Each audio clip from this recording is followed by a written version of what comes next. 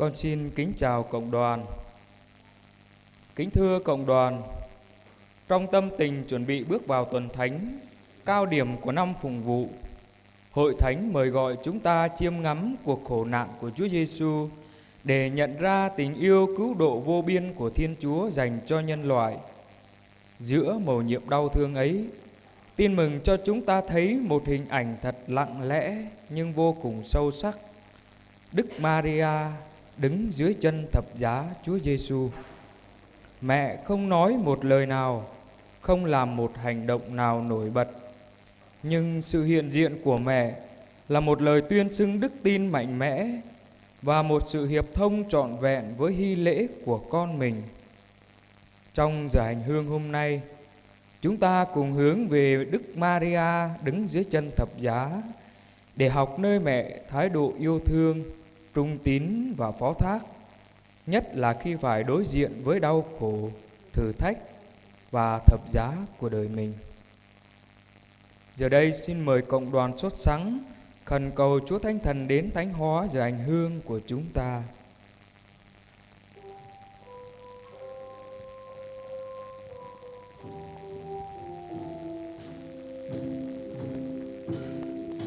Rơi rơi rơi ở Chúa Tây, rơi rơi rơi ở Chúa Kitô, rơi public pro rong lon tơ na, rơi public pro ran cho bình mời, rơi bao tọp rơi mai tọt ran ama bật lại tôi Giêsu Kitô qua mời, lời tôn kính của Đức Chúa Trời, lời tôn kính của chính ngôi lời, xin Ngài hãy đến cánh tân trần gian, xin Ngài hãy đến cánh tân lòng con. Chúng ta dâng lời cầu nguyện. Lạy Cha là Thiên Chúa toàn năng, Cha đã muốn cho Đức Maria hiệp thông cách trọn vẹn với cuộc khổ nạn của con Cha khi mẹ đứng dưới chân thập giá. Xin ban cho chúng con nhờ lời truyền cầu của mẹ biết đón nhận thập giá đời mình với lòng tin yêu và phó thác, để cùng với Chúa Giêsu chúng con bước vào mầu nhiệm cứu độ. Chúng con cầu xin nhờ Đức Giêsu Kitô Chúa chúng con. Lời Chúa trích tin mừng Đức Giêsu Kitô theo Thánh Gioan. Đứng gần thập giá Đức Giêsu có thân mẫu người, chị của thân mẫu bà Maria vợ ông Clopas, cùng với bà Maria Magdala. Khi thấy thân mẫu và môn đệ mình thương mến đứng cạnh bên, Đức Giêsu nói với thân mẫu rằng: "Thưa bà, đây là con của bà." Rồi người nói với môn đệ: "Đây là mẹ của anh." Từ giờ đó, người môn đệ rước bà về nhà mình. Tổ trẻ bơi cơ dâu Braca Giêsu, mô ami nhu, tôm amai ami nhu Maria bene Clopa. Hăng Maria Magdala, bú ami nhu, hăng bô chót tui nhu keng khắp tổ trẻ giam.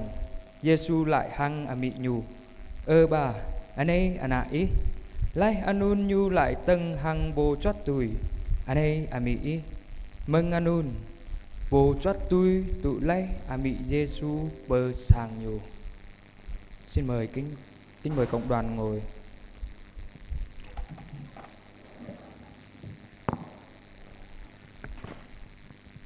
Kính thưa cộng đoàn, trong tin mừng Thánh Gioan đã ghi lại một hình ảnh rất lặng lẽ nhưng đầy sức mạnh. Đứng gần thập giá, Đức Giêsu có thân mẫu người. Đức Maria không gục ngã, không chạy trốn đau khổ, nhưng mẹ đứng đó, đứng trong đau đớn, đứng trong yêu thương,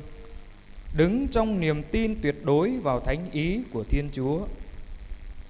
Cuộc đời của Đức Maria là một cuộc đời đầy đức tin và sống theo thánh ý của Thiên Chúa. Cùng lúc mẹ thưa xin vâng với sứ thần để công cuộc cứu chuộc được thực hiện, mẹ cũng đã thưa xin vâng với tất cả những đau khổ do công cuộc đó mang lại. Quả thật, lời tiên báo của cụ già Simeon rằng phần bà, một mũi gươm sẽ đâm thâu tâm hồn bà, đã trở nên hiện thực trong chuỗi ngày sống của mẹ Maria. Công đồng Vaticano II nhấn mạnh tới chiều kích sâu thẳm của việc Đức Maria hiện diện dưới chân thập giá, để nói lên việc mẹ gắn bó với cuộc khổ nạn của Đức Kitô, một sự chấp nhận thụ động nhưng là một hành vi yêu thương. Qua đó, mẹ đã hiến dâng con mình làm hy lễ xá tội cho toàn thể nhân loại. Lạy mẹ Maria, mẹ đã đứng dưới chân thập giá. Xin mẹ dạy chúng con biết đứng vững khi gặp thử thách trong cuộc đời, biết trung thành khi niềm tin bị lung lay, biết yêu thương khi con tim bị tổn thương. Xin cho chúng con trong mọi đau khổ luôn biết gắn bó với Chúa Giêsu, để thập giá trở thành nguồn cứu độ và hy vọng cho chính chúng con và cho những người chúng con gặp gỡ.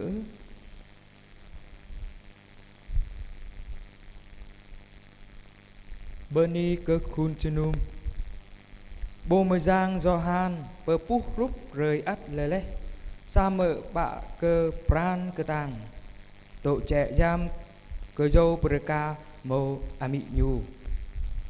ami Maria bu rơ púc lung rúc ô bu đoại tộc tóp mâng tờ lời bờ ngót rạ ô sa mợ ami tổ tâng bơi anun tổ tâng amang tờ lời bờ ngót rạ tổ tâng amang pran khắp tổ tâng amang pran đạo cứt đụt lá cơ tờ lời khoa giang ở đây kèng tờ lời ami Maria hơi tiếp trình hơi tiếp đạo cứt hăng hơi tiếp tui tờ lời khoa giang ở đây kèng ami Maria đọc ngọc cọ hăng răng hem kèng cơ prọa vật lai tui trình ami Maria đọc ngọc cọ mơn hằng chốp tơ lời bơ ngọt trọa mừng trọa vật lai anun bạc lại xít dơ hép bô tha Simeon lại lui lầu can cơ ý sa bẹ đao amra tơ lô lúc gát bơ ngát xoa ý trình bẹ amang tum rơi ami Maria hờ tiếp bơ tum prong Vaticano toa bơ xít cơ tang ano telam amang proa ami Maria tổ tâng trẻ nham cơ dâu berka kang cơ lại ami mút sa rom hang proa bo Cristo anh trai tenap ami anh cơ tenap rom tom anak nyu kenong sacho bemut rom ami hang proa anak hơ toa nyu bo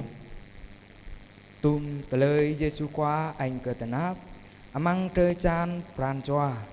leng cờ mâu amang người tai pran ami Maria lời ami Maria đọc ngọc cọ hăng proa Giêsu khoa hơi toa nhu bô bu chợ bờ gộ mà ô sa mợ anun dơ pran khắp mừng anun ami Maria bờ dơ anak nhu bô chinh proa hơi toa qua lời so sát abi bang menui menam ami Maria tổ tâng trẻ yam cơ dâu berka rồi câu bơ tô prơi cơ bình cơ mơi thâu tổ tâng cơ chấp lơm bực lơi lông lăng amang cơ lời hơi tiếp thâu tổ hin lơm mâu tờ lời bơ cơ mơi bơ mơ gây pran đạo cướp thâu kèng khắp lơm berka rọa amang pran choa rồi câu prơi cơ bình cơ mơi amang tờ lời bơ ngót rọa thâu tổ lép hằng Giêsu khoa kang cơ dâu berka chinh cơ bình cơ mơi Hôn bưng ai bật lấy hăng trang hơ mang tôm cờ bình bô cầm ơi bập ròm. Amen.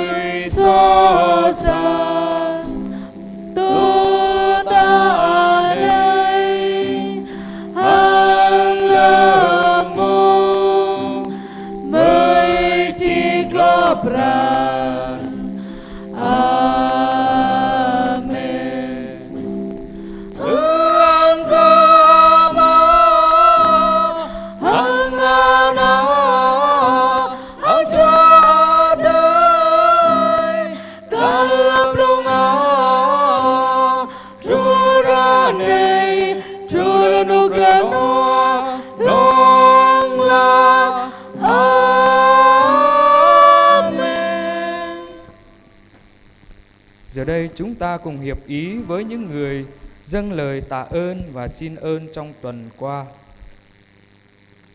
Có 3 người tạ ơn vì thêm lòng kính mến Chúa và Đức Mẹ.